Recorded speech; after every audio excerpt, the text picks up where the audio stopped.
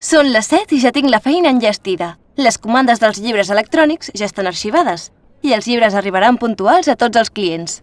Com porteu la gestió de la venda directa? Gens malament. Ahir vam tenir una reunió amb l'Anna i vam decidir fer uns canvis en la ubicació dels llibres de literatura infantil.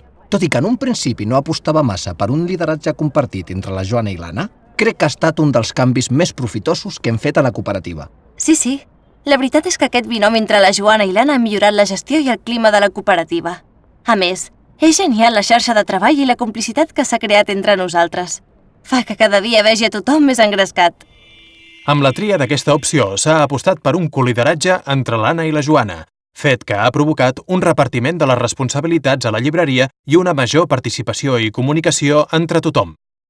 Sembla que en tenir el focus en el resultat excel·lent i l'estima que tenen per la literatura i per la seva feina ha fet que superessin el que inicialment podia haver estat un obstacle.